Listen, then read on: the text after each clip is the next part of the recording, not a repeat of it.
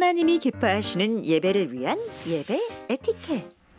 10분 일찍 오셔서 참석하시면 은혜가 배가 돼요. 작은 양보와 배려의 주차는 행복한 주의를 만들어요. 휴대폰은 예배 시작 전에 끄거나 무음으로 변경해 주세요. 생수를 제외한 음식과 음료를 가져오지 않아요. 뒤에 오시는 성도님들을 위해 앞자리와 안쪽 자리부터 앉아주세요. 새로 오셔서 등록을 원하시는 분은 본당 입구 안내위원에게 말씀해 주시면 등록을 돕도록 하겠습니다. 작은 실천으로 우리 함께 은혜롭고 온전한 예배를 만들어가요. 할렐루야. 2부 목장 연합 예배에 나오신 은혜샘물교회 성도님들을 주님의 이름으로 환영합니다. 우리의 가장 좋은 것으로 드려 주님께 예배를 드리시기를 원하시는 여러분, 오늘 하나님께서는 우리가 예배 준비하는 것보다 더 풍성하고 더 은혜로운 주님의 주실 것들을 마련하고 계실 줄로 믿습니다. 우리 기대하는 마음으로, 소망하는 마음으로 모두 함께 자리에서 일어나셔서 우리에게 좋은 것 주실 하나님을 찬양하겠습니다.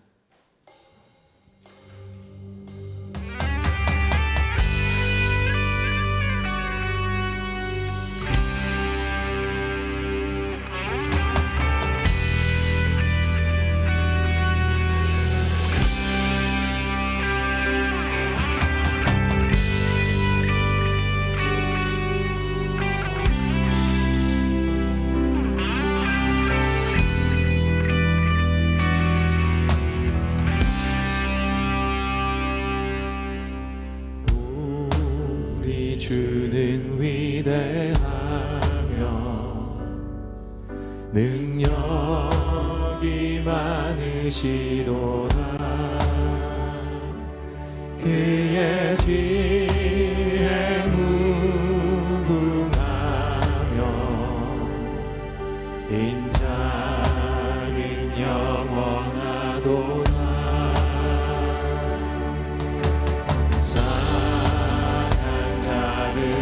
고치시며 상처를 싸매시도다. 별들의 수를 세시며 이름을 붙이셨도다. 그가 구름으로 하늘을 덮으시며 땅을 위하여 비준비하시니 그가 구름으로 하늘을 덮으시며 땅을 위하여 비준비하시니 예루살렘아 여호와를 찬송할지어다. 내 하나님을 감사함으로 그 앞에 나가며 주님의 앞에 경배하며 주님 예루살렘아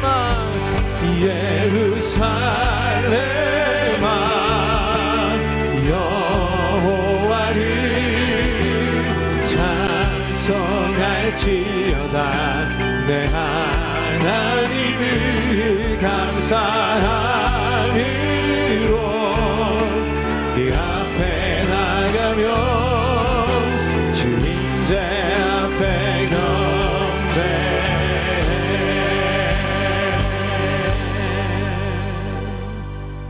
아멘. 우리 사도신경으로 우리 신앙을 하나님 앞에 고백합니다. 여러분은 하나님 아버지를 믿습니까? 나는 전능하신 아버지 하나님 천지의 창조주를 믿습니다. 여러분은 그의 아들 예수님을 믿습니까? 나는 그의 유일하신 아들 우리 주 예수 그리스도를 믿습니다. 여러분은 예수님께서 여러분의 구원을 위해 하신 일을 믿습니까? 그는 성령으로 잉태되어 동정녀 마리아에게서 나시고 본디오 빌라도에게 고난을 받아 십자가에 못 박혀 죽으시고 장사된 지 사흘 만에 죽은 자 가운데서 다시 살아나셨음을 믿습니다. 여러분은 예수님께서 어떻게 오실 것을 믿습니까? 하늘에 오르시어 전능하신 아버지 하나님 우편에 앉아 계시다가 거기로부터 살아있는 자와 죽은 자를 심판하러 오십니다. 여러분은 성령 하나님을 믿습니까? 나는 성령을 믿으며 거룩한 공교회와 성도의 교제와 죄를 용서받는 것과 몸의 부활과 영생을 믿습니다. 아멘. 우리 함께 자리에 앉으시겠습니다. 우리 함께 찬송하실 때 나 가나안 땅 귀한 성에 들어가려고 함께 찬송하시면서 주님을 높이겠습니다.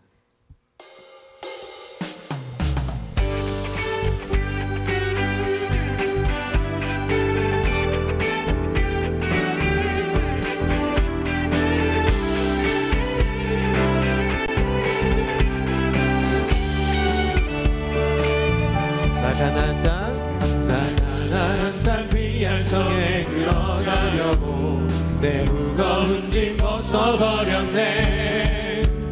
죄 중에 다시 방황할 일 전혀 없으니 저 생명실에 가에 살겠네. 우리 다시 한번 나 가나안 땅 귀한 성에 들어가려고 내 무거운 짐 벗어버렸네.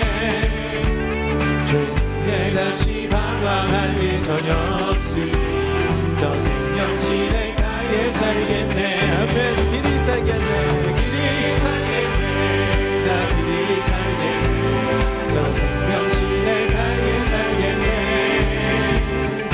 길이 살겠네. 나 길이 살겠네. 저 생명실에 가에 살겠네. 할렐루야. 우리를 죄 가운데 방황하지 않고 영원한 생명 시냇가로 인도하신 주님을 찬양하겠습니다.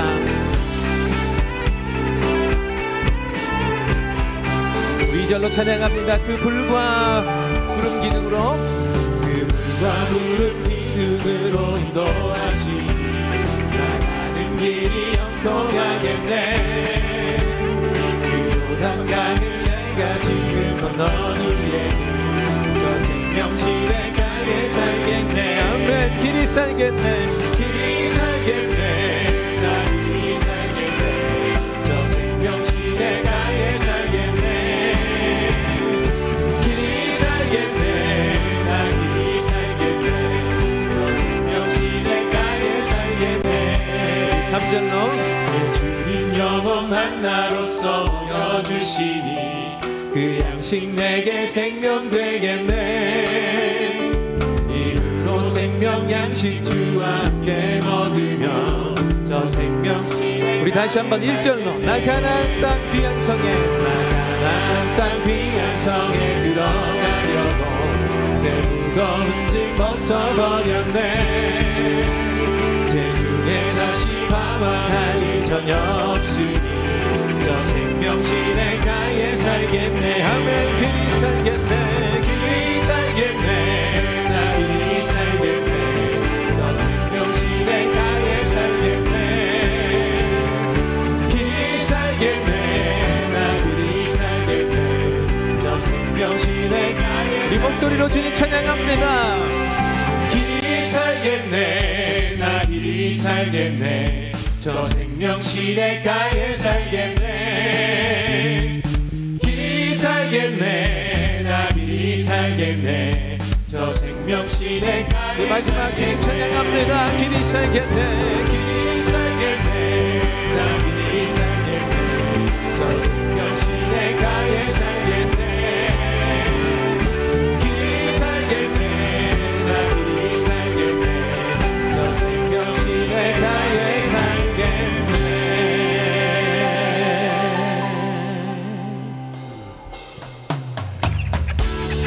다시 한번 손뼉치며 주님 찬양합니다. 예수 사랑하시는 거룩하신 말씀입니다.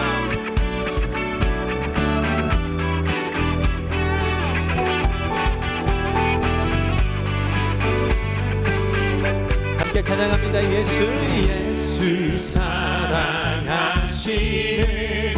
거룩하신 말일세 우리들은 약하나 예수 다시 한번 찬양합니다. 예수 사랑하심을 예수 사랑하시는 거룩하신 말일세 우리들은 약하나 예수 권세만 아멘. 날 사랑하심 날 사랑하신 날 사랑하신 날 사랑하신 성령의 심내 아멘. 나를 사랑하시고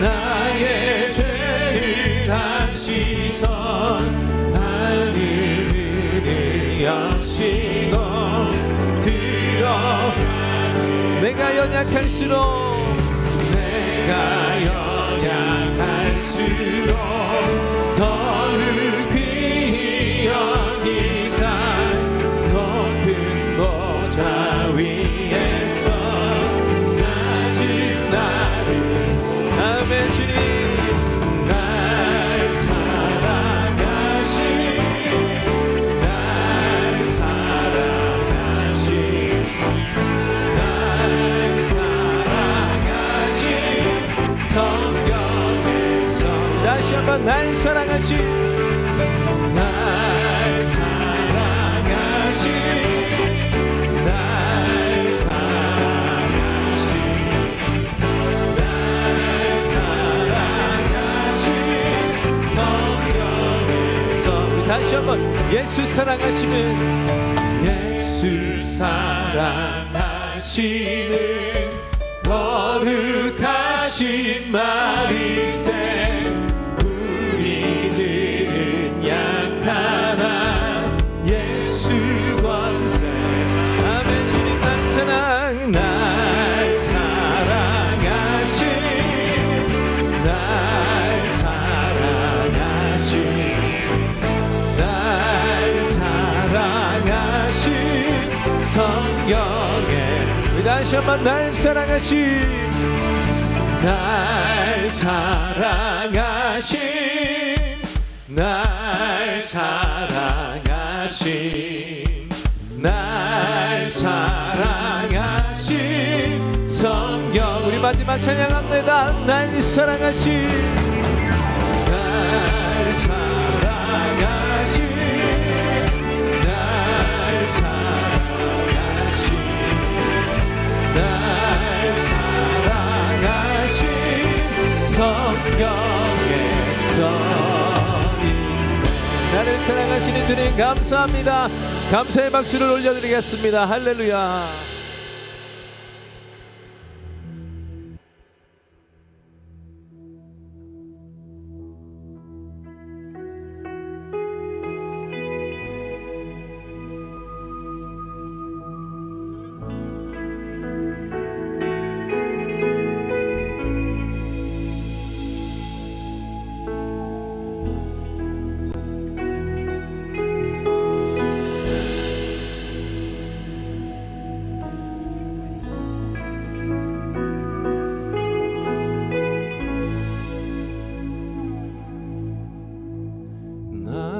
가는 길 주님 인도하시네 그는 보이지 않아도 날 위해 일하시네 주 나의 인도자 항상 함께 하시네 사랑과 힘 베푸시며 인도하시네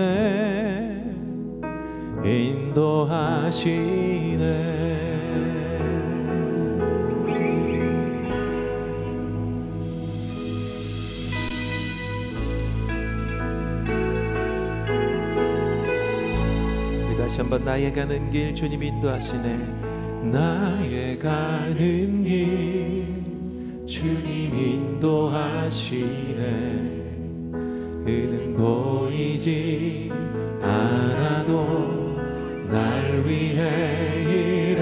인도하시네. 주 나의 인도자 항상 함께 하시네. 사랑과 힘 베푸시며 인도하시네. 인도하시네. 우리 다시 한번 찬양합니다. 나의 가는 길, 나의 가는 길 주님 인도하시네. 그는 보이지 않아도 날 위해 일하시네. 주 나의 인도자 항상 함께 하시네. 사랑과 힘 베푸시며 인도하시네. 인도하시네. 아멘. 내가 걸어갈 때, 내가 걸어갈 때 길이 되고 살아갈 때 삶이 되는 이곳에서 예배하네. 내가 걸어갈 때 길이 되고 살아갈 때 삶이 되는 그곳에서 예배하네. 내가 걸어갈 때, 내가 걸어갈 때 삶이 되고 살아갈 때 삶이 되는 이곳에서 예배하네. 내가 걸어갈 때 길이 되고 살아갈 때 삶이 되는 이곳에서 예배하네. 진 곳에서 나는 예배하네. 어떤 상황에도 나는 예배하네. 진 곳에서 나는 예배하네. 어떤 상황에도 나는 예배. 다시 한번 찬양합니다. 부르신 곳에서, 신 곳에서 나는 예배하네. 어떤 상황에도 나는 예배하네. 신 곳에서 나는 예배하네. 어떤 상황에도 나는 우리 다시 찬양합니다. 부르신 곳에서, 부르신 곳에서 나는 예배하네. 어떤 상황에도 나는 예배하네. 신 곳에서 예배하네. 어떤 상황에도 나는 예배하네. 참되고 온전한 예배자를 찾으시는 하나님 앞에 우리의 한 주간의 삶과 생활을 놓고 기도하겠습니다. 부족하기 한이 없었음을 고백하고 회개의 기도를 드리겠습니다. 여전히 나의 만족과 유익을 구하는 하나님, 우리를 용서하여 주시고 오늘도 예배로 우리를 인도해 주셔서 이 부르신 곳에서 온전한 예배자로 다시 세움받게 도와주시옵소서. 그리하여 하나님, 나를 부르신 삶의 현장 가운데서도 하나님의 뜻을 전파할 수 있는 우리 모두가 될 수 있도록 하나님 도와주시옵소서. 우리 함께 기도하겠습니다. 하나님 감사합니다. 우리를 예배자로 세워주시고 예수님의 소명자, 사명을 가진 자를 세워주시고 감사합니다. 하나님 부르신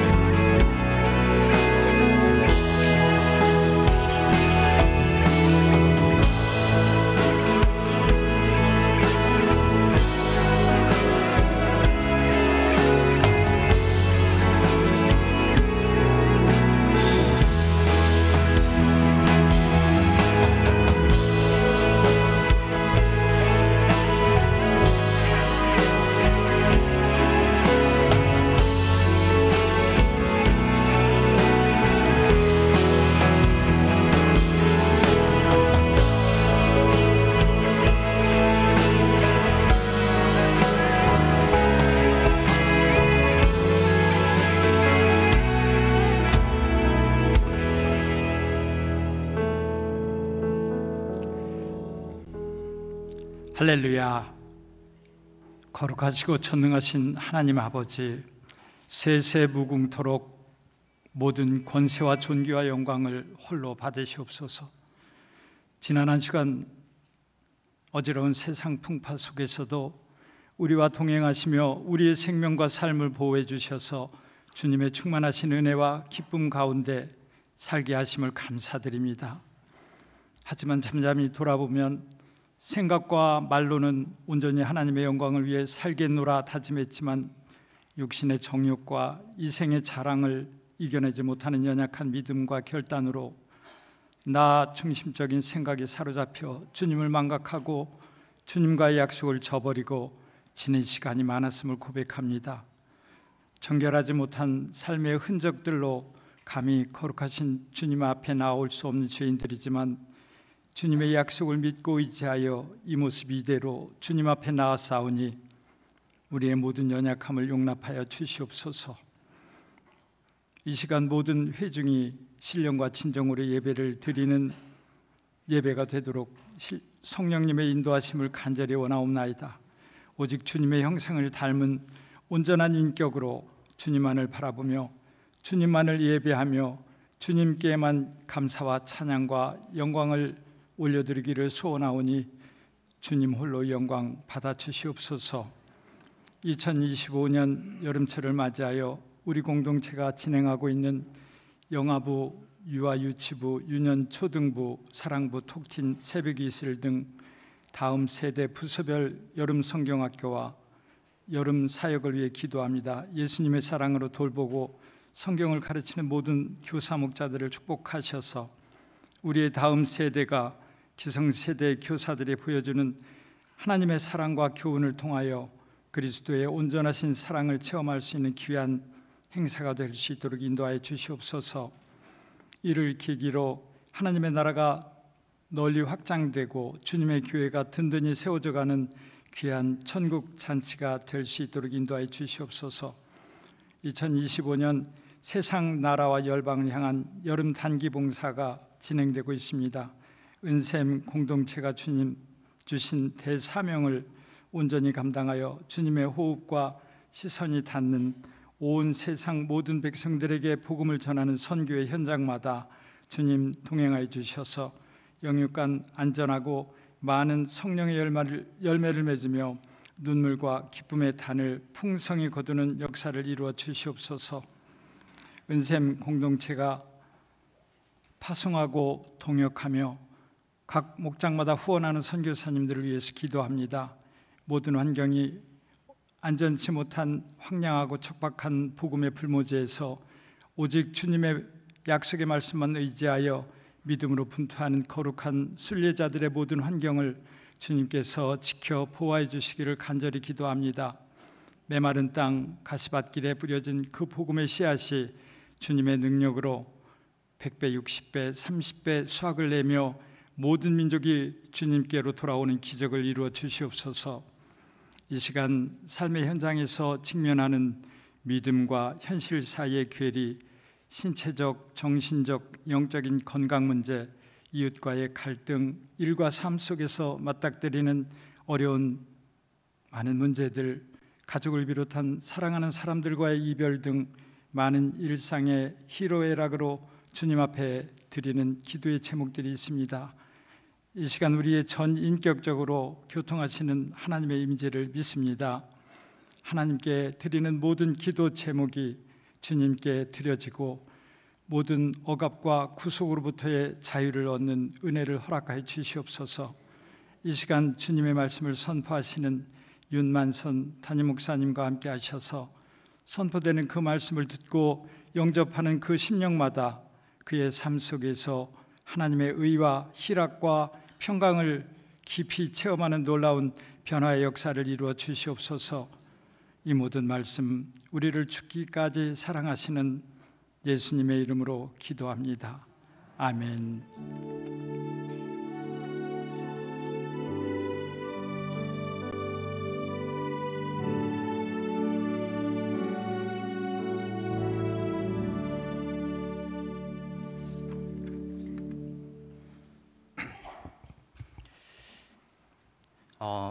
안녕하세요. 저는 전 자카르타 목장의 목자 윤재성 집사입니다. 이번에 이제 새롭게 두 가정이 몇 주 전에 분가를 하게 되어서 이렇게 은혜 나눔을 하게 되었습니다. 저희 목장은 2015년에 이제 그 전에 계시던 목자님이 직장을 서울로 옮기시면서 저희 부부에게 이제 목장을 맡기셨습니다. 2015년부터 10년이 넘는 시간 동안 목장 모임을 하면서 이제 평원지기님으로부터 분가 제의를 받았지만 저희는 이제 분가를 하지 못하고 있었습니다. 여러 가지 이유가 있었지만 그 중에서도 이제 저희 목장 초창기에 분가에 대한 아픔이 좀 있었습니다. 목장 초창기에 분가를 제안했던 가정이 이제 교회를 떠났었기 때문입니다. 그 외에도 여러 가지 일들이 있었지만 저희에게는 그 가정이 교회를 떠난 것이 상처가 되었고, 그래서 저희는 그 트라우마 때문에 분가에 대한 얘기를 목원들에게 하지 못했습니다. 언젠가 때가 되면은 목원 중에서 목자를 자원하시는 분이 나오시겠지라는 바람이 있었습니다.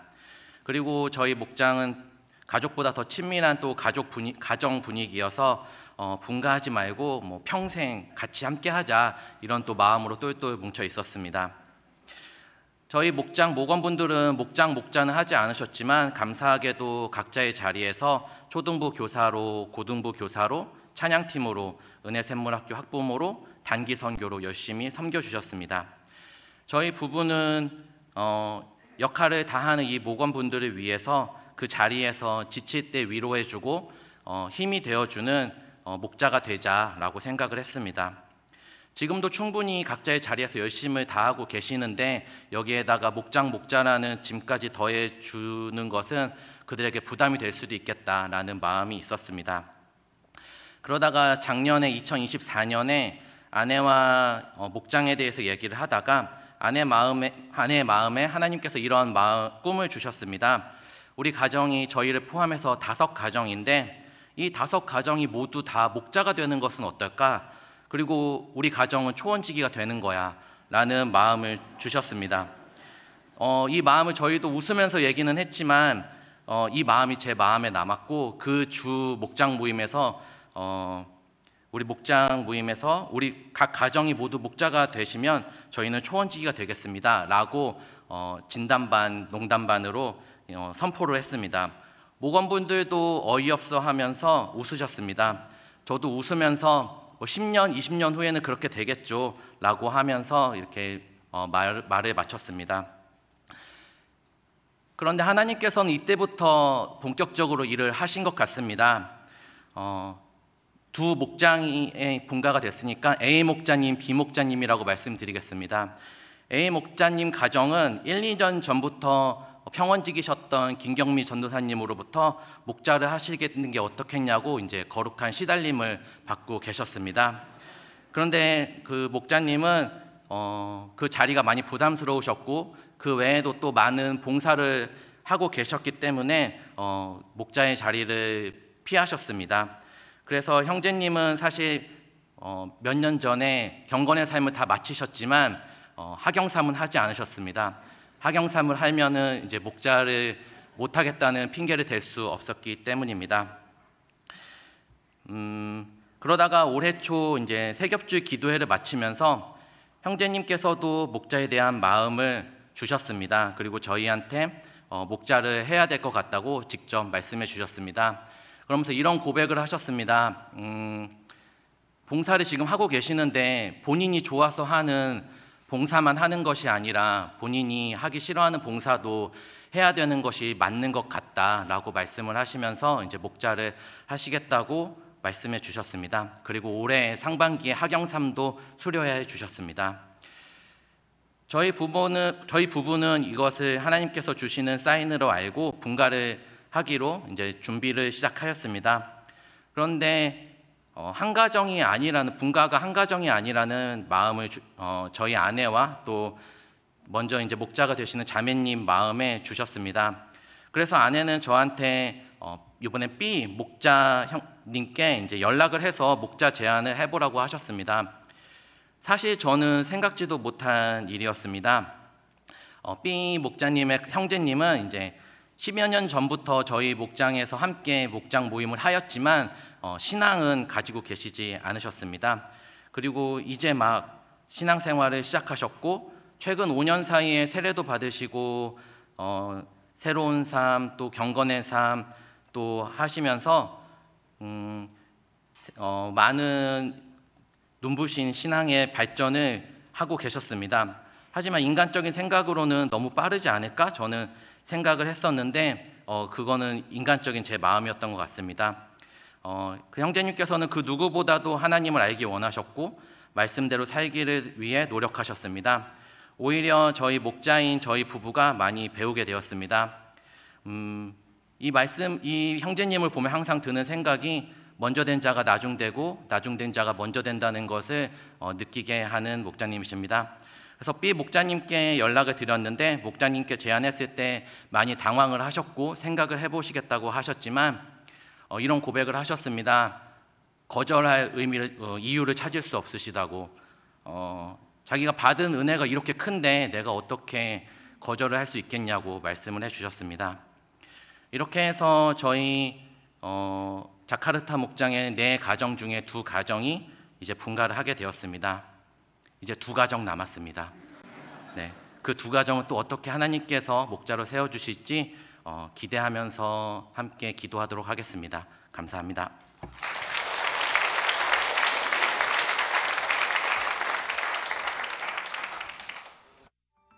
(7월의) 세 번째 주일 합심 기도 제목입니다. 몽골 여름 단기 봉사팀이 지난 7월 16일 수요일에 출발하였습니다. 그리고 이번 주 24일 목요일에는 키르기스스탄 팀과 25일 금요일에는 튀르키예 팀이 출발합니다.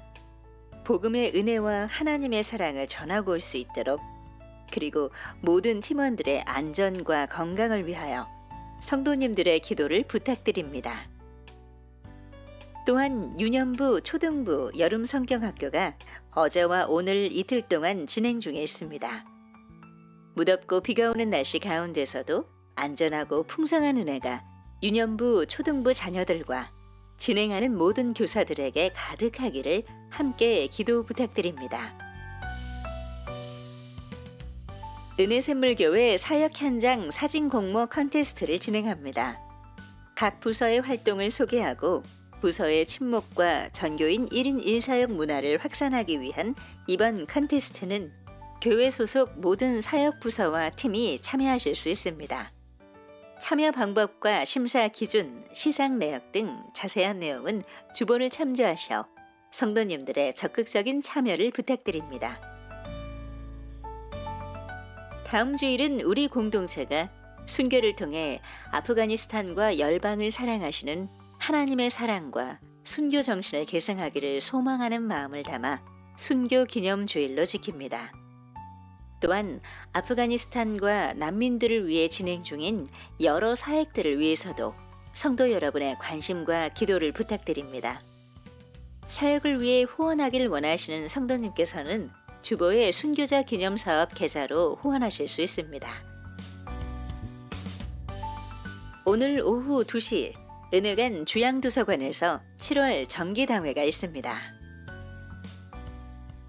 다음 주일인 7월 27일 오후 1시 30분부터 식당에서 7월 총목자 모임이 있습니다. 목자님들의 참석을 부탁드립니다. 전체 모임 후에는 초원 모임으로 이어집니다. 금주의 교인 소식입니다.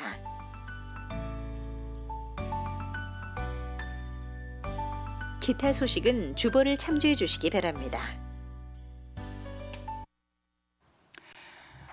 네, 성도 여러분 반갑습니다. 오늘 은혜 나눔을 해주신 우리 윤재성 목사님, 자카르타 목장의 남은 2가정은 스탠바이하고 계셔야 될 것 같습니다. 굉장히 긴장하시면서 은혜 나눔을 들으셨을 것 같은데 그 과정 속에 하나님은 하나님의 사람들을 준비시켜 주시고 생명이 생명을 낳는, 교회가 교회를 낳는 영광스러운 복음의 영광과 능력을 우리가 각 목장에서 더욱 사모하면서 또 선포하며 기대하며 우리 모든 성도들이 그리스도의 제자로 세워지는 그날이 오기까지 우리 함께 기도하며 또 자라갔으면 좋겠습니다. 다음 주일은 영상 광고로 합심기도 제목으로 드렸던 것처럼 우리 7월 마지막 주일을 순교 기념주일로 지킵니다. 특별히 다음 주일은 애틀란타의 베델 믿음교회를 담임하는 서정복 목사님이 오셔서 귀한 말씀을 전해 주실 텐데요. 우리 서 목사님은 대학교 때 배영규 목사님하고 같이 캠퍼스 사역을 함께하며 우리 CCC에서 또 순장으로 섬기시면서 귀한 또 하나님 주시는 은혜들을 경험했던 사역자입니다. 우리 다음 주에 오셔서 귀한 말씀의 도전으로 순교의 유산을 이어받은 우리들이 또 남겨진 믿음의 경주를 어떻게 달려가야 할지 귀한 도전을 주실 텐데 또 사모하며 기대하며 다음 주일을 준비했으면 좋겠습니다. 계속해서 이어지는 우리 단기봉사팀과 여름 우리 다음 세대 여름 성경학교를 위해서도 기도해 주시고요. 특별히 지난주에 굉장히 많은 폭우로 인해서 피해를 입고 고통 중에 있는 우리 이웃들이 있습니다. 우리 공동체 가정 가운데 또 고향에 계신 부모님들 가운데 피해를 입으신 우리 가족들이 있다면 우리 교회와 좀 소통해 주시고 구체적으로 그들을 또 돕고 섬길 수 있는 기회와 또 길들을 좀 찾았으면 좋겠습니다. 오늘 우리에게 주시는 하나님의 말씀은 사도행전 9장 말씀입니다. 32절에서 43절까지 우리 한 절씩 교독하겠습니다. 베드로는 사방을 두루 다니다가 룻다에 내려가서 거기에 사는 성도들도 방문하였다.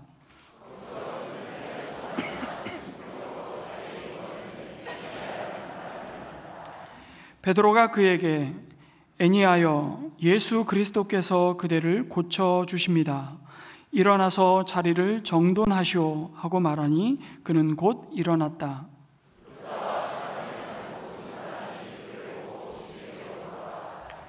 그런데 요빠에 다비다라는 여제자가 있었다. 그 이름은 그리스 말로 번역하면 도르가인데 이 여자는 착한 일과 구제 사업을 많이 하는 사람이었다.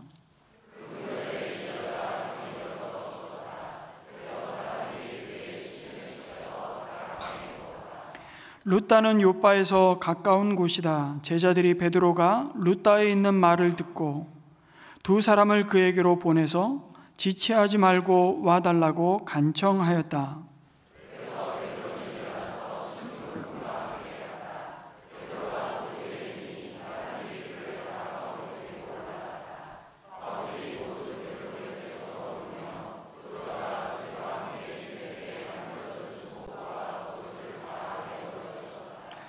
베드로는 모든 사람을 바깥으로 내보내고 나서 무릎을 꿇고 기도를 하였다. 그리고 시신 쪽으로 몸을 돌려서 다비다여 일어나시오 하고 말하였다. 그 여자는 눈을 떠서 베드로를 보고 일어나서 앉았다.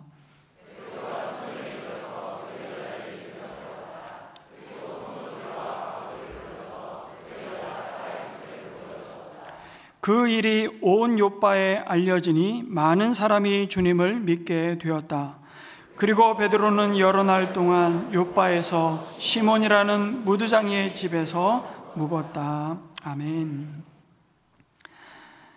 성도 여러분, 우리는 그동안 구원의 복음이 예루살렘에서부터 시작하여 온 유대와 사마리아까지 확산되는 과정을 살펴보았습니다. 복음이 전해지는 곳마다 하나님의 나라가 임했습니다. 그리고 죄가 가져온 사망의 왕노릇하던 곳에 하나님의 생명의 역사가 시작되었죠. 예수님의 이름으로 죄의 종노릇하며 신음하던 자들이 나음을 입고 살아나는 구원의 역사가 일어났습니다. 병든 자가 나음을 입고 귀신이 쫓겨나가며 깨졌던 관계가 회복되기 시작했습니다.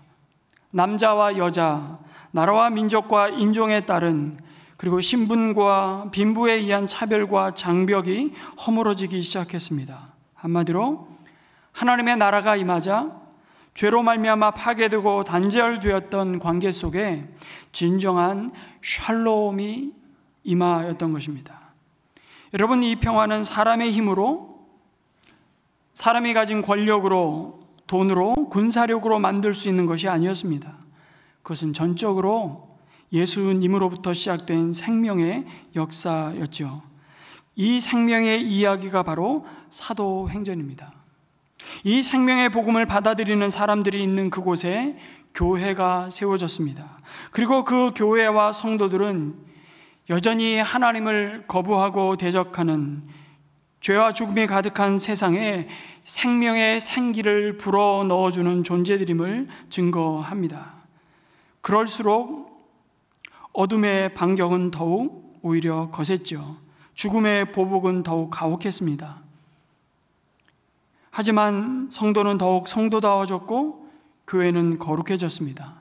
믿음은 더욱 굳세졌고 사랑은 더욱 깊어졌습니다. 우리는 이것을 부흥이라고 부릅니다. 그 부흥의 모습을 한 구절로 요약해서 이렇게 말씀하시죠. 사도행전 9장 31절입니다. 우리 한번 읽을까요? 시작. 그러는 동안에 교회는 유대와 갈릴리와 사마리아 온 지역에 걸쳐서 평화를 누리면서 튼튼히 서갔고 주님을 두려워하는 마음과 성령의 위로로 정진해서 그 수가 점점 늘어갔다. 아멘. 성도 여러분, 이런 은혜가 우리의 가정과 우리의 목장과 교회에 넘치기를 주님의 이름으로 축복합니다. 그때에 그 무렵에 사도들은 유대와 사마리아 여러 지역에 흩어진 성도들을 신방하면서 그들의 믿음을 세우고 고난 중에 있는 그들을 격려하며 위로하며 양육하는 일을 했던 것으로 보입니다. 그 무렵에 베드로 사도도 사방을 두루 다니다가 오늘 말씀해 보니까 루다에 내려가서 거기에 사는 성도들을 방문했다고 말씀합니다. 잠시 지도를 보시면 여러분, 이 루다는 예루살렘에서 북서쪽으로 약 40여 킬로미터 떨어진 곳에 위치한 도시였습니다. 거기서 베드로는 애니아라는 사람을 만나죠. 그에 대한 정보는 그의 이름과 그가 8년 동안 중풍병으로 누워 있었다는 사실 외에는 알 수 있는 게 별로 없습니다. 그의 사회적 신분과 그가 어떤 형편에 처해 있었는지 전혀 소개하지 않습니다. 더 나아가 그가 어떻게 해서 베드로 사도를 만나게 되었는지도 알 수 없습니다. 다만 추측해 볼 수 있는 것은 베드로가 루다에 있는 성도들을 방문한 자리인 것으로 보아 그는 아마도 예루살렘에서 온 성도들로부터 복음을 듣고 그리스도인이 되었든지 아니면 예수님께 소망을 두게 된 구도자 VIP인 것으로 보입니다.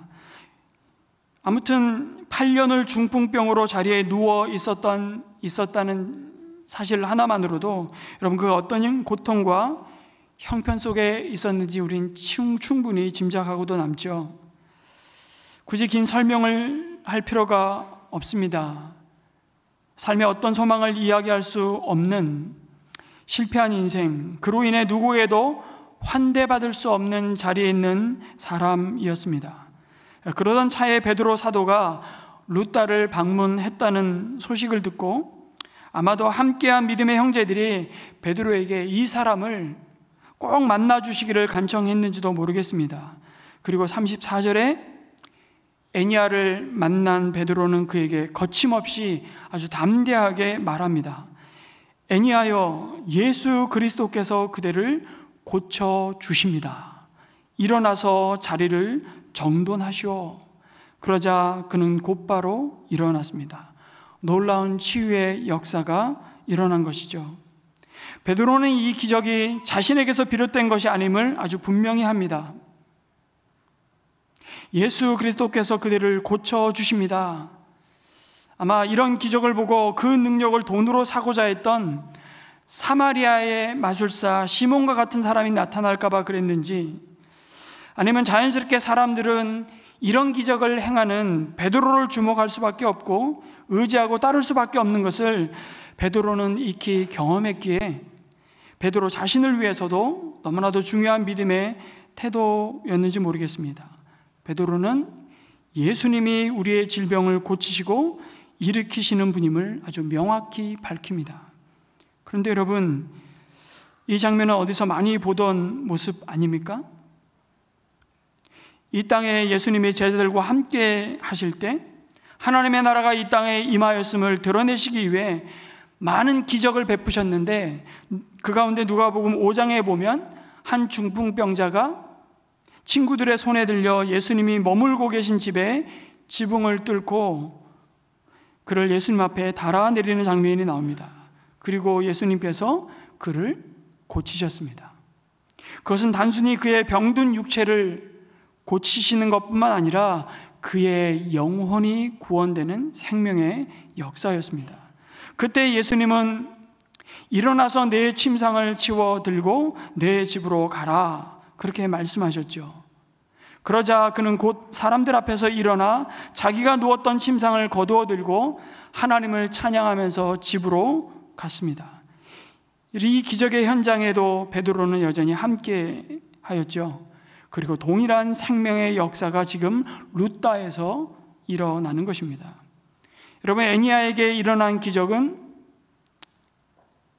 예수님의 사역의 데자뷰였습니다. 예수님은 그 자리에도 예수의 영이신 성령으로 함께 하시며 역사하셨던 것입니다. 이건 뭘 말하는 것입니까? 오늘도 예수의 이름으로 하나님의 나라가 임재하는 그곳에 이 치유의 역사는 계속된다는 사실입니다. 성도 여러분, 오늘 우리에게 주신 구원의 이름, 생명의 이름, 치유의 이름, 소망의 이름인 예수님의 이름을 선포하시기 바랍니다. 예수 그리스도께서 당신을 고쳐주십니다. 그 말에 권세가 있음을 여러분 믿으시기 바랍니다. 그때부터 예수의 이름으로 선포한 그 말이, 그 입에 말이 내 자신을, 내 남편과 내 아내를, 우리의 자녀의 삶을 그 말대로 빚어갈 것입니다. 그래서 더 이상 죽음의 말, 여러분 입술에 비난의 말, 정말 절망의 말, 낙심의 말, 저주의 말을 내 입술에 두지 마시기를 바랍니다. 이제 예수님의 이름으로 일어나라. 그 생명의 말, 소망의 말, 칭찬의 말, 예수의 이름으로 격려의 말, 위로의 말을 붙드시기 바랍니다. 그곳에 하나님의 나라가 임할 것입니다. 더 나아가 여러분, 베드로는 예수님이 행하셨던 대로 8년 된 중풍병자가 누웠던 그 자리를 정돈하라고 명령하죠. 여러분, 그 자리가 어떤 자리입니까? 그가 정리해야 할 그 자리는 옛사람의 상징입니다. 누추하고 오랜 세월 그의 삶을 지배하고 있었던, 하나님 없던 세월의 옛 습성과 부정함과 죄악으로 넘어지고 절망했던 자리입니다. 그 자리를 정돈하라고 요청하시죠. 여러분, 정돈하라는 것은 이제 돌아가지 않는다는 것입니다. 다리를 끊어버리라는 것이죠. 결별하라는 겁니다. 주님께서는 단순히 이 사람의 육체가 치유되는 것뿐만 아니라 이 사람의 인생의 방향 전체가 새롭게 정돈되기를 원하셨습니다. 더럽고 지저분하던 그 자리를 정돈하고 이제 성령님이 함께 하시는 그 미래로 나아가기를 원하셨던 것입니다. 그러기 위해서는 과거를 빨리 정돈해 버려야 되는 것입니다. 여러분, 예수님의 이름으로 고침받는 이 자리는 더 이상 옛 자리에 머무를 수 없다는 겁니다. 우리의 옛 사람이 정돈이 돼야, 죄의 사슬을 단호하게 끊어 버려야 우리는 새로운 미래로 나아갈 수가 있는 것이죠. 여러분, 우리의 삶을 사로잡은 각종 중독의 자리가 예수님의 이름으로, 성령의 능력으로 빨리 정돈되기를 주님의 이름으로 축복합니다. 우리 입술에 부정하고 더러운 말의 습관들, 툭하면 남의 험담하는 입술을 가지고 있는 분들은 그 험담이 변하여 칭찬의 말로, 더럽고 음란한 말이 순결한 말로, 절망의 말이 소망의 말로 우리의 염려와 한숨이 기도의 숨으로 변화되기를 소망합니다. 원망의 말이 찬양의 말로 정돈되기를 축복합니다. 여러분, 예수님을 믿는다는 것은 그렇게 본래 내가 있어야 할 원래의 자리로 돌아가는 것입니다. 그것이 우리가 진정 복된 행복한 자리라고 말씀하시죠. 그 자리가 바로 하나님 앞입니다. 그래서 제가 자주 이 곡을 소개해드렸지만 시인과 촌장의 하덕규 씨가 작사 작곡했던 풍경이라는 곡, 참 부를 때마다 들을 때마다 기분 좋은 곡이에요. 그 곡의 가사는 단순합니다. 세상 풍경 중에서 가장 아름다운 풍경, 모든 것들이 제자리로 돌아가는 풍경. 주님께서는 여러분이 있어야 할 그 본래 하나님이 창조하실 때 지으셨던 그 목적에 합당한 가장 아름다운, 보시기에 심히 좋았다고 말씀하시는 그 자리로 돌아오기를 기다리고 계십니다. 아니, 그래서 오늘도 말씀으로 우리를 찾아오십니다. 그런데 여러분, 이보다 이 기적의 파급 효과가 얼마나 대단한지를 우리에게 말씀하시죠. 애니야의 치유와 기적을 통해 룻다와 샤론에 사는 모든 사람이 그를 보고 주님께로 돌아온 것입니다. 한 도시가 주님 앞에 회심하고 그 도시의 사람들이 주께 나오는 이 복음의 영광과 능력을 그로 하여금 보게 하시는 겁니다. 여러분, 이 치유와 기적의 목적은 바로 예수님이 그리스도임을 증거하고 주님만이 모든 사람의 구원자요 주이심을 드러내는 복음의 능력이고 통로였다는 사실입니다. 그가 육체의 질병과 고통으로부터 나음을 입었기 때문에 예수님이 구원자가 되시는 것이 아닙니다. 그래서 병이 나아도 하나님의 뜻이고요, 사실은 병이 안 나아도 하나님의 뜻입니다. 하나님은 8년이 아니라 80년을 아무런 회복의 기미가 보이지 않는 자의 그 절망을 통해서도 소망이 되시는 분이심을 믿습니다. 그러나 룻다와 이 샤론의 땅에 하나님의 나라가 임했음을 하나님은 지금 이 애니야를 통해서 아주 가시적으로 그리고 능력으로 영광스러운 모습으로 선포하시기를 기뻐하셨습니다. 그러니 애니야는 그가 이제 누웠던 자리에서 스스로 일어나 걸음으로 그에게 덤으로 주어진 삶의 지경이 얼마나 넓어졌는지 그 은혜를 지금 보고 있는 것이죠. 그 은혜로 인해 이제 그는 자신을 위해서 사는 자가 아니라 주님을 위해서 사는 인생의 길을 걸어갈 수밖에 없는 겁니다. 그것이 그에게 진짜 축복입니다. 그래서 여러분, 몸은 나음을 입었는데 그 나음을 주신 예수님을 자신의 구주와 주로 만나지 못했다면 여러분, 그보다 더 불쌍한 인생은 없습니다. 그래서 우리가 더욱 사모하는 은혜가 있다면 때로는 내 삶에 찾아온 고난도, 질병도, 그 어떤 약함도 예수님이 구원자이심을 드러내는 통로가 되는 것입니다. 애니야가 고침받아야 할 목적이 있다면 병들었을 때 내가 못 가본 곳을 다 가보고 못 누린 이 땅의 행복을 더 누리기 위해서가 아니라, 물론 그것도 우리에게 주시는 주님의 선물입니다만 그보다 더 중요한 목적이 있죠. 예수 그리스도께서 나를 고쳐주셨듯이 당신도 고쳐주실 것입니다. 그 은혜를 그의 삶으로 증거하는 일 아닐까요? 그를 찾아온 베드로도 언젠가 애니야를 떠날 것입니다. 그러나 예수 그리스도가 당신을 고쳐주십니다. 그리고 예수님은 영원히 당신과 함께 하실 것입니다. 그건 말하지 않아도 그 이후에 모든 그의 삶을 붙들고 세우는 힘이요 반석 같은 진리인 것입니다.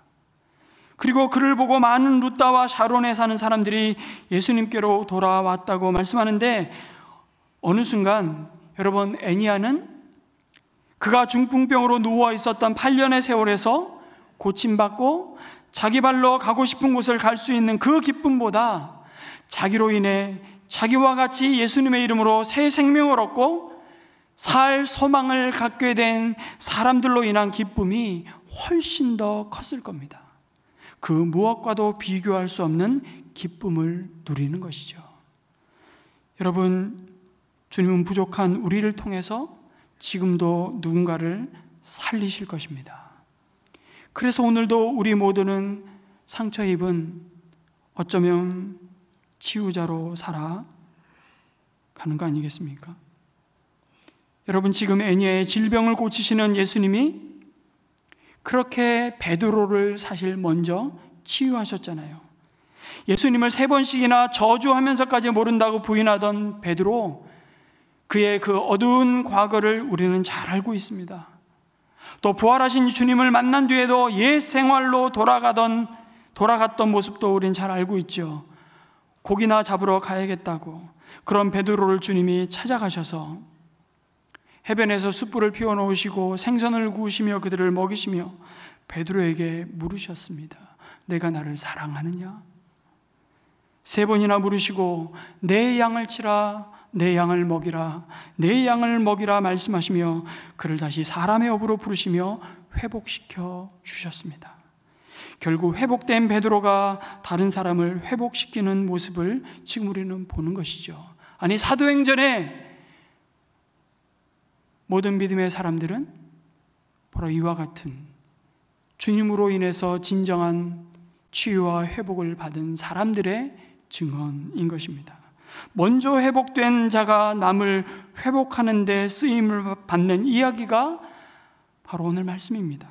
여러분, 우리 또한 예수 그리스도의 은혜를 입은 자요, 회복된 자요, 구원받은 자입니다. 그 회복을 경험한 자의 말로 누군가가 위로를 받을 것입니다. 구원의 은혜를 입은 자의 나눔으로 누군가가 살 용기를 얻을 것입니다.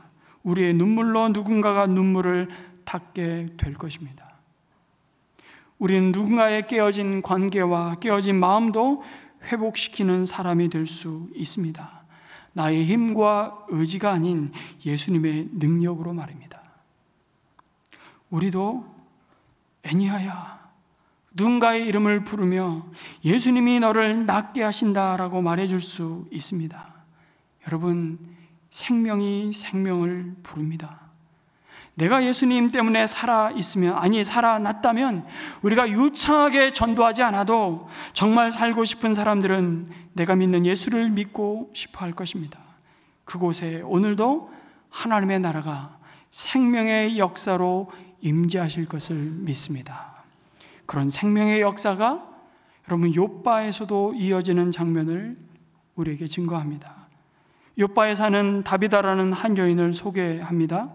그녀의 이름은 헬라어로 친절하게도 도르가라고 불렸다고 말씀하죠. 그 이름의 의미는 가젤, 영양인가요? 사슴이라는 뜻으로, 여러분 아가서에서는 사랑하는 자라는 애칭으로 사용되었습니다. 그녀의 사랑스러운 행실과 참 잘 어울리는 이름입니다. 그런데 그 이름과 함께 그녀를 그냥 성도라고만 소개하지 않고 여제자라고 소개할 만큼 이미 신실한 믿음의 사람이었음을 알 수 있습니다. 무엇보다 그녀가 많은 선행과 구제 사업으로 사람들을 섬겼다고 말씀하는데, 그 중에서도 많은 과부들이 그녀의 헌신적인 사랑으로 큰 위로와 도움을 받았던 것으로 보입니다. 그녀의 남편에 대한 언급이 전혀 없는 것으로 보아 그녀 역시 과부였던 것으로 추측이 됩니다. 그녀의 삶이 말과 혀로만 사랑한 것이 아니라 행함과 진실함으로 그 땅에 가장 소외되고 가난한 과부들을 향한 생명의 사역이었음을 증거하죠.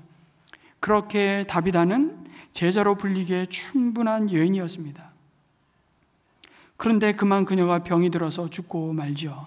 많은 욥바의 사람들이 그녀의 죽음을 받아들일 수 없었는지 그녀의 시신을 씻겨서 다락방에 두었다고 말씀합니다. 여러분, 보통 유대인들은요, 시신을 여물에서 해가 지기 전까지 두지 않고 당일 장례를 했습니다. 그런데 그렇게 하지 않고 다락방에 안치한 것을 보면 이게 좀 특이한 상황입니다. 그것은 그녀를 향한 애도가 얼마나 깊었는지를 엿볼 수 있는 장면입니다. 그런데 그녀와 함께했던 다른 제자들이 욥바에서 가까운 루다에 베드로가 있다는 소식을 듣고 두 사람을 베드로에게 보내죠. 지체하지 말고 와달라고 간청했습니다. 여러분, 여기 간청했다는 것은 혹시 형편이 되시거든 상황을 살펴보시고 와 달라는 말이 아닙니다. 제발 꼭 와주셔야 된다고, 무슨 일이 있어도 빨리 이곳에 오셔야 된다고 부르짖는 것입니다. 이런 질문이 듭니다. 요바에 있는 제자들은 도대체 무슨 생각으로 베드로가 꼭 오셔야 된다고 간청했던 것일까요? 죽은 다비다를 베드로 사도가 오셔서 다시 살려달라고 요청하기 위해서였을까요? 그런 생각에 설마라고 대답하고 싶으실 겁니다. 이미 다비다의 시신을 씻겼다는 것은 일말의 여지 없이 이미 죽어 시신을 안장하기 위한 염을 다 마쳤다는 얘기입니다. 그러니 지금 베드로 사도가 온들 다비다가 다시 살아날 일은 만무해 보이는 겁니다. 그러니 우리가 생각해 볼 수 있는 상황은 그래도 베드로 사도가 오셔야만 이 아름다운 여제자 다비다의 죽음 앞에서 심히 슬퍼하는 성도들과 그녀에게 많은 사랑과 은혜를 입은 사람들이 위로를 받을 수 있겠다는 마음 아니었을까요? 그런데 여러분, 요바에 내려간 제자들이 예루살렘 교회의 핍박으로 흩어졌던 성도들이었다면, 아니 더 나아가 그들이 예수님과 함께했던 성도들이었다면 생각이 조금 달라집니다. 그들 역시 예수님이 회당장 야이로의 죽은 딸을 살리시고 죽은 나사로를 살리셨던 예수님의 기적을 본 자들이라면, 그리고 그들이 죽음을 이기시고 부활하시고 승천하신 예수님을 눈으로 함께 본 증인들이었다면 어땠을까요? 결코 베드로가 빨리 와서 위로의 말씀 한마디라도 해 주셔야 한다고 간청하지는 않았을 겁니다. 물론 베드로 사도가 그 장례에 와서 그들의 슬픔을 함께하는 것도 적지 않은 위로였을 것입니다. 그러나 베드로가 속히 오기를 간청했던 요바의 제자들은 다비다를 다시 살리실 생명의 역사가 일어나기를 소망했을 겁니다. 성경은 그들이 베드로가 오기를 간청하고 베드로를 통해서 주님이 행하실 어떤 일을 기대했는지 사실 구체적으로 밝히지는 않습니다. 열어놓지요. 천국 가서 물어봐야 돼요. 무슨 생각 갖고 베드로를 불렀냐고. 그런데 베드로가 요바에 도착해 보니 말씀드린 대로 장례는 아직 진행도 되지 않았고 도로가의 시신은 다락방에 안치되어 있는 것을 보는 것이 아닙니까? 게다가 다락방에 올라가 그녀의 곁을 지키며 울고 있는 과부들이 베드로에게 말하는 겁니다. 다비다가 우리와 함께 지낼 때 만들어둔 이 속옷과 겉옷이 여기 있습니다. 보십시오. 여러분, 과부들을 위한 속옷과 겉옷을 보여주는 이유가 무엇일까요? 그 옷들이 다비다의 일상의 삶이 어떠했는지를 다 보여주는 것이기 때문입니다. 그녀가 무엇을 위해 살았고 어떻게 살았는지를 다 말하지 않아도 볼 수 있는 물건들이었죠. 여러분, 이 당시의 옷감은 정말 귀한 것이었습니다. 그래서 겉옷, 외투는요, 대부분의 사람들이 한 벌 정도 소유했고 넉넉한 사람들이 두세 벌 정도 소유했을 정도로 귀한 것이었습니다. 그것은 잠잘 때는 이불의 역할을 했죠. 그래서 율법에도 출애굽기 22장으로 기억하는데요, 누가 겉옷을 전당 잡거든 해가 지기 전에는 돌려주라고 하셨던 이유가 그 겉옷이 가난한 자들에게는 그를 그 광야 같은 팔레스타인 기후에서 그 밤의 추위로부터 그를 보호하는 마지막 수단이었기 때문입니다. 그런데 다비다가 그런 겉옷과 안에 입는 속옷을 제일 가난한 과부들을 위해 준비해 놓고 그것을 늘 나누는 자의 삶을 살았다고 증언하는 것입니다. 그녀는 이렇게 선행과 구제의 사업을 많이 하는 사람이었다고 소개하는데, 여러분, 여기 많이 했다는 의미도 두 가지 의미를 갖고 있습니다. 넘치도록, 힘에 지나도록 했다는 것이고요, 또 하나는 항상 그렇게 했다는 의미를 가지고 있습니다.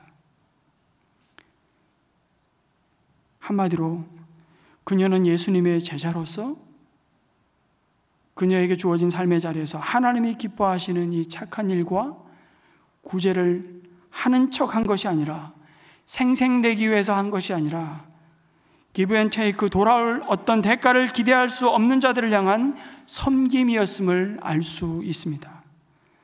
우리는 여기서 다시 한번 주님의 은혜를 따라 자신의 것을 나누는 섬김의 원리를 봅니다. 여러분, 세상은 이러한 나눔의 원리를 따라 베풀지 않습니다.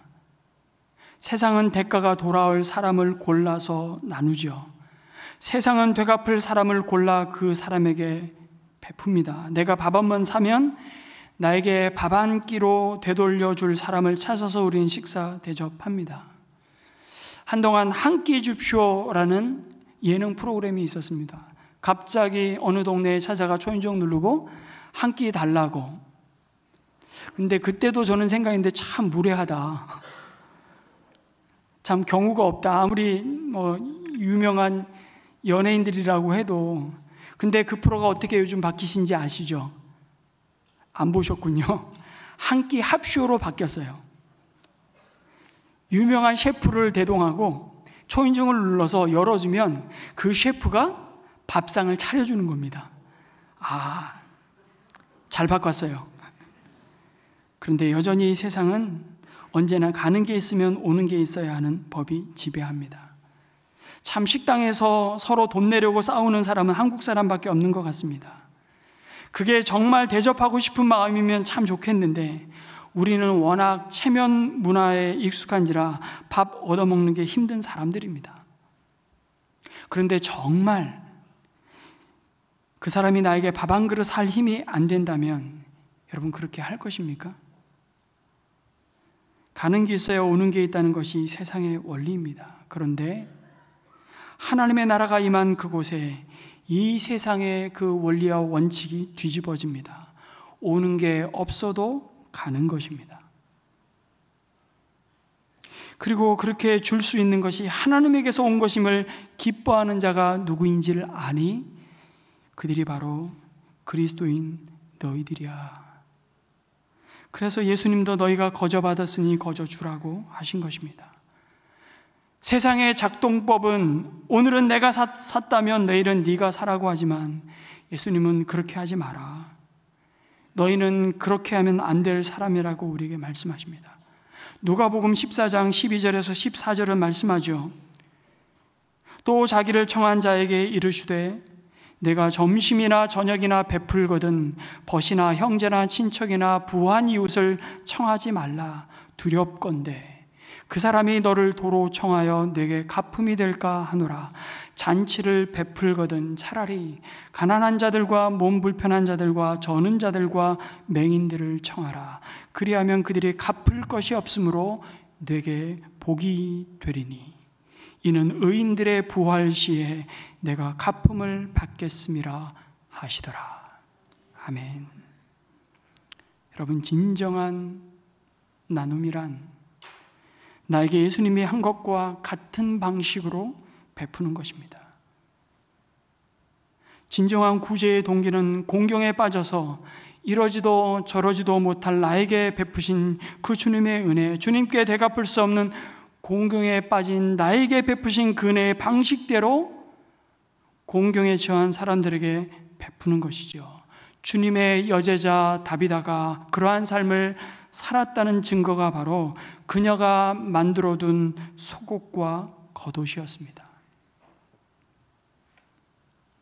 다비다는 그렇게 말씀에 충실하게 생명을 살리고 생명을 나누어주는 사역을 해온 것이죠. 그런 다비다가 병이 들어 죽었습니다. 다비다가 나누었던 양식과 의복 때문에 헐벗고 굶주림을 면하고 생명을 공급받았던 과부들은 아니 어떻게 자신들보다 이 사랑스러운 다비다가 먼저 생명을 잃을 수 있느냐고 하늘이 무너져 내렸을 겁니다. 그렇게 슬피 우는 과부들이 지키고 있는 다락방에 베드로가 올라가 애곡하는 과부들을 내보냅니다. 이번에도 베드로는 예수님이 하시던 대로 합니다. 자신이 주목받기보다는 예수님이 드러나길 바랬습니다. 사람들 보는 앞에서 살리면 아무리 겸손해도 사람들은 예수님이 아니라 베드로를 높일 수밖에 없었습니다.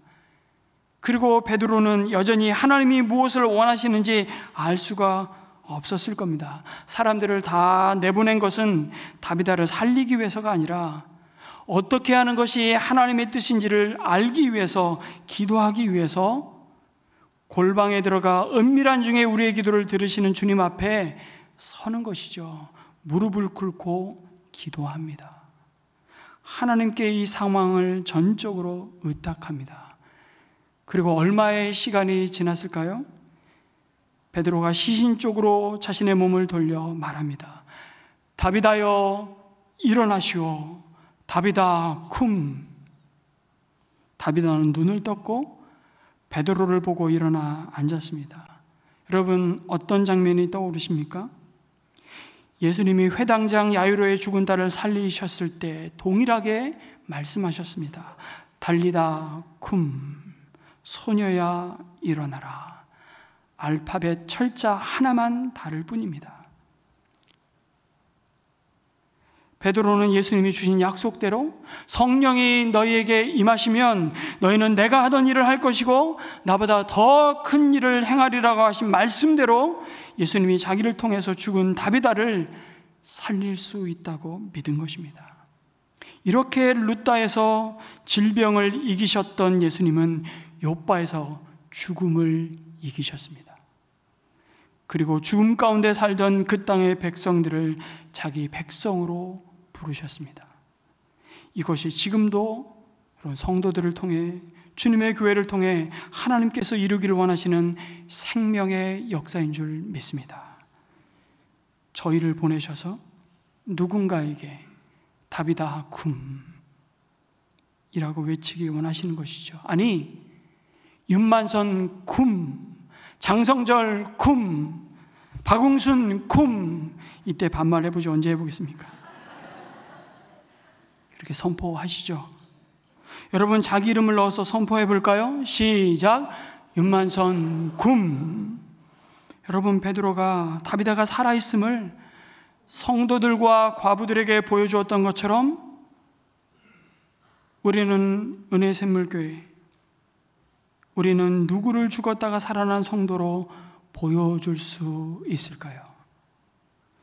우리 교회에 와서 살아난 성도는 누구입니까? 우리의 사랑을 통해서, 우리의 작은 섬김과 인내를 통해서, 우리의 믿음을 통해서 살아난 성도, 살아난 가정, 살아난 자녀는 누구입니까? 그렇게 살아난 증거들이 많을 때 욥바의 사람들이 주님을 믿게 된 것처럼 이 동백 용인의 많은 사람들이 우리를 통해 예수님을 믿게 되는 구원의 역사가 많아지기를 주님의 이름으로 축복합니다. 여러분, 우리 교회도 그렇게 자신의 생명을 내어주고 다비다가 만들었던 속옷과 겉옷과 같은 은혜의 흔적을 남긴 분들이 계십니다. 우리는 다음 주일에 그 이름을 다시 기억하며 기념할 것입니다. 안대욱, 배형규, 심성민. 그리고 우리 또한 삶의 한 절이라도 그들이 닮고 따라가고 싶었던 자신의 전부를 내어주신 예수님의 사랑과 은혜를 다시 한번 감사하며 찬양하며 순교 기념주일로 드릴 것입니다. 한 번은 배은규 목사님이 인도 히말라야 심나에 단기 선교를 청년들과 갔을 때 그곳은 물이 늘 부족한 지역이었습니다. 산꼭대기에 숙소가 있어서 물을 끌어올리기가 어려웠습니다. 그래서 양동이 하나에 셋이서 몸도 씻고 양치질도 해야 했습니다. 그 물은 남자 셋이 몸을 씻기에는 불가능한 양이었습니다.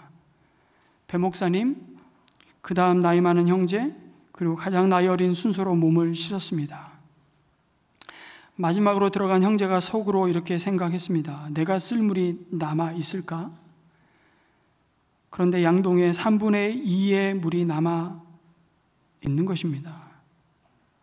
배 목사님을 보고 그 형제가 말했습니다. 목사님, 안 씻으셨어요?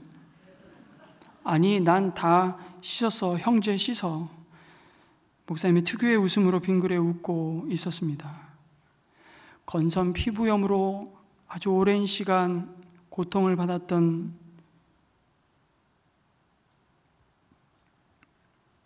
배 목사님에게는 어려운 일이었지만 늘 자신의 어려움보다 섬김을 선택했습니다. 배 목사님의 섬김은 청년 공동체의 섬김으로 이어졌습니다. 섬김은 섬김을 낳고 그렇게 생명은 또 다른 생명을 낳았습니다. 그 양동이 하나에 섬김이 담겨 있었던 것이죠. 그 양동이는 다비다가 만든 과부들을 위한 속옷과 겉옷과 같았습니다. 배 목사님이 대학원을 다니던 시절 과외 금지령이 내려졌습니다. 늘 스스로 학비와 생활비를 책임져야 했는데, 그래서 과외 교습이 끊어지면 학비와 생활비 충당이 어려웠습니다. 많은 대학생과 대학원생은 부당한 법이라 여겨 비밀리에 과외 교습을 했습니다. 그러나 형규 형은, 저는 그때 목사님이 아니었고 저에겐 형이었습니다. 국가의 법을 어기고 과외 교습을 하는 것은 하나님의 말씀에 어긋난다고 하여 과외 교습을 중단하고 여러 힘든 일들을 하여 학비와 생활비를 충당하는 그 길을 선택한 형규 형의 모습을 옆에서 지켜보았습니다. 그 중에 하나가 독서실 관리 총무였습니다. 독서실 관리를 하면서 주인 내외에게 복음을 전했습니다. 그때 저에게 나눴던 기도 제목이 너무나도 생생합니다. 내가 지금 총무로 있는 독서실 주인 내외에게 복음을 전하려고 하는데 만선아 함께 기도해줘라, 이렇게 한번 요청하시더라고요. 그렇게 해서 복음을 전했습니다. 독서실 주인 내외는 복음을 거절했습니다. 어느 날 독서실에서 공부하던 한 학생이 옥상에 올라가서 자살하려는 소동이 일어났습니다. 형규 형은 그때 주인 부부와 함께 기도했습니다. 다행히 그 학생은 설득되어 자살이 미수에 그쳤다고 전해온 것입니다.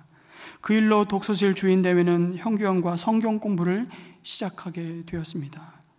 또 저에게 기도 제목을 부탁하셨습니다. 이번에는 이분들이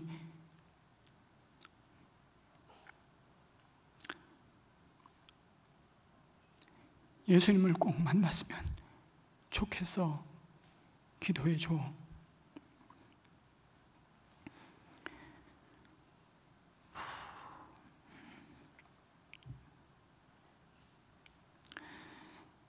그 일로 독서실 주인 내외는 형경과 성경보를 시작하게 되었고 예수님을 영접했습니다. 높고 편한 길보다는 성경적인 방법과 길만을 선택한 배 목사님, 그 길에는 언제나 하나님의 섭리와 생명의 역사가 있었음을 증언합니다. 그렇게 어렵게 번 생활비를 쪼개 제가 느지막하게 군 현역으로 입대했다고 첫 면회를 와서 외박을 시켜주고 제 손에 10만 원을 주고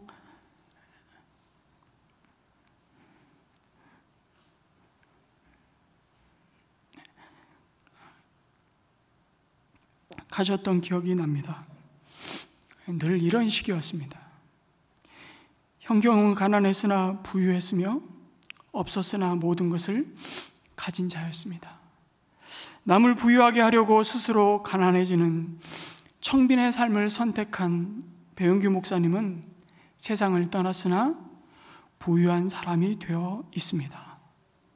배 목사님을 기억하는 수많은 사람이 남아있기 때문이죠.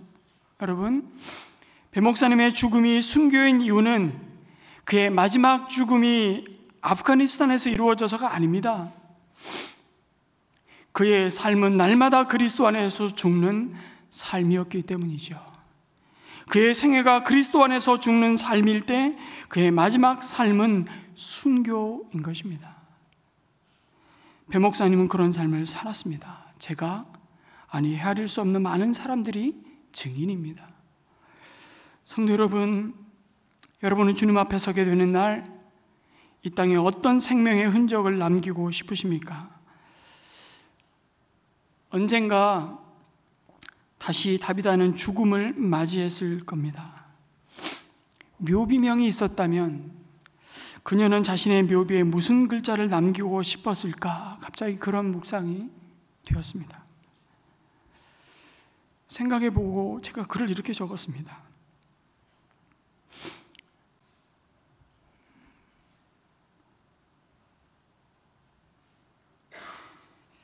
남은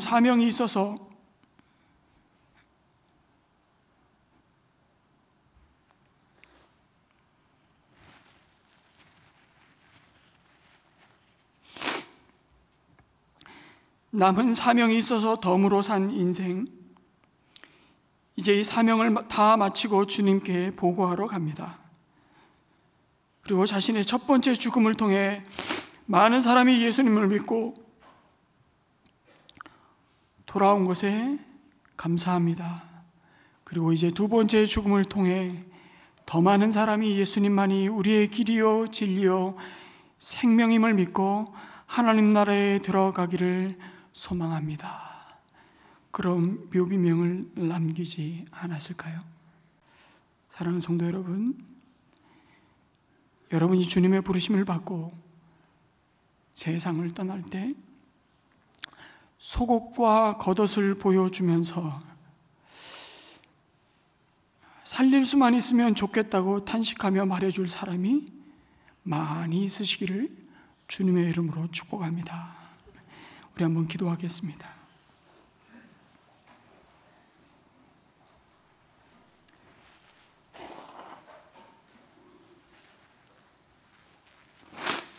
성도 여러분,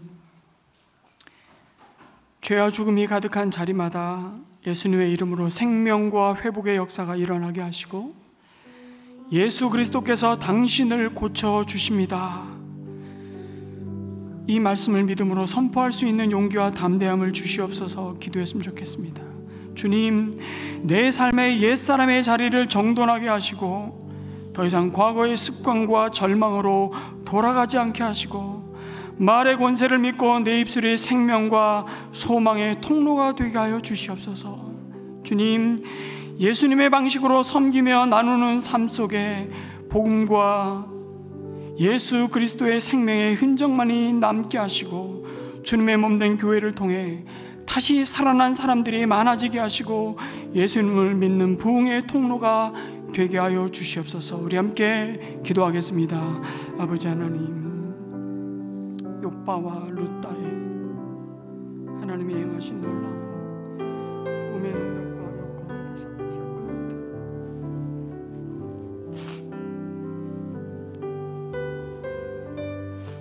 오늘 우리를 통해 무슨 일을 행하실지 우리는 다 상상할 수 없고 도무지 헤아릴 수 없으나 분명한 것은 우리가 먼저 받은 그 되갚을 수 없는 하나님의 사랑과 용서와 끊임없이 돌아올 대가를 바라지 않고 나누고 섬김으로 생명이 생명을 낳고 그 섬김이 섬김을 낳고 그곳에 하나님의 나라가 임하는 영광을 주시기 기도합니다. 하나님, 떠나온 지나온 옛사람의 자리를 하나님 아버지 되돌아가지 않게 하시고 죄와 죽음 아래 메었던 죄의 습관과 절망으로 돌아가지 않게 하시고 우리 입술에 담아두신 이 소망의 생명의 많은 사람들이 돌아올 수 있도록 축복하여 주옵소서. 사랑의 주님, 침상에 누워 8년을 보내고 있는 애니와 같이 건강 때문에, 경제적인 어려움 때문에, 정신적인 고통 때문에 옴짝달싹 못하고 있는 저희에게 친히 찾아오셔서 예수 그리스도가 너를 낫게 하시니 일어나라 말씀해 주시고 일어나게 하시고 살아나게 하시니 감사합니다. 주님, 저희는 다비다처럼 육신이 죽은 것은 아니라도 죽을 것이나 다름없는 가망 없던 인생이었는데 속히 찾아오셔서 이 무너진 마음에, 절망하는 마음에, 세상에 치여서 넘어진 마음에, 소중한 사람을 잃고서 아파하는 마음에 공감하여 주시고 다시 한번 손잡아 일으켜 주시니 감사합니다.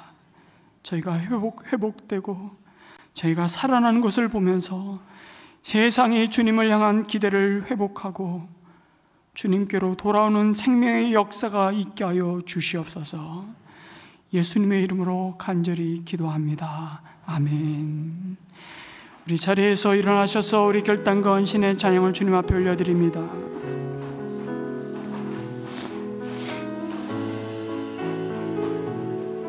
주님의 선한 능력으로 안으시네. 주 선한 능력으로 안으시네. 그 크신 발로 날 붙드시네.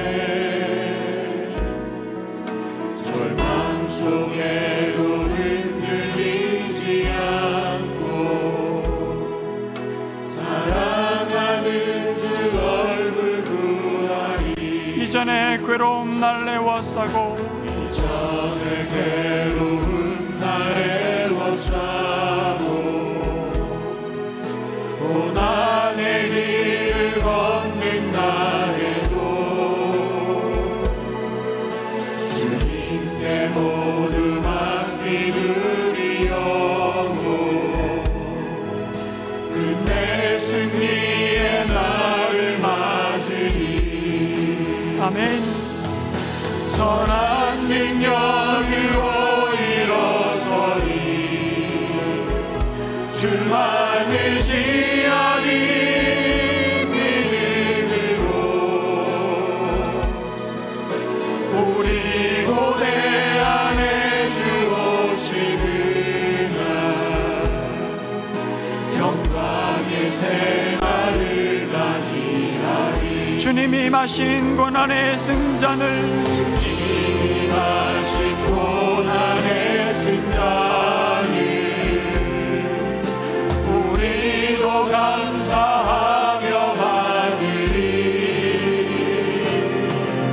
주님의 나는 고난 채워가며 예수와 복을 위해 살리라. 선한 능력으로 일어서리. 선한 능력으로 일어서리. 주만 의지하리. 믿음으로 우리 고대 안에 주 오시는 날 영광의 새날을 맞이. 선한 능력으로 일어서리. 선한 능력으로 일어서리. 주만 의지하리. 믿음으로 우리는 고대합니다. 우리 고대 안에 주 오시는 날 승리의 생활을 승리의 새날을 맞이하리.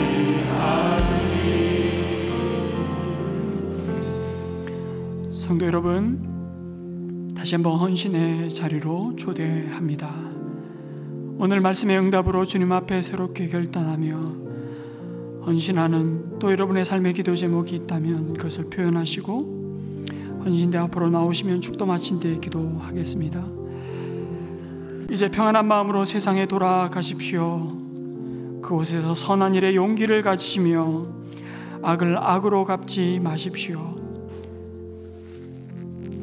항상 연약한 자를 도우시며 병든 자를 찾아보시며 곤란당하는 이웃을 위로하십시오.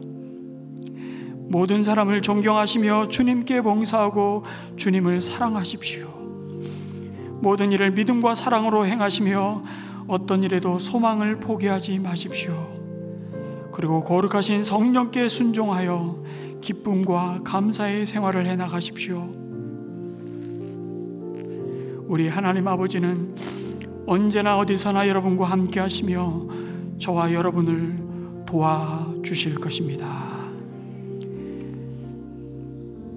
여호와는 네게 복을 주시고 너를 지키시기를 원하며 여호와는 그의 얼굴을 내게 비추사 은혜 베푸시기를 원하며 여호와는 그 얼굴을 내게로 향하여 드사 평강 주시기를 원하노라. 아멘.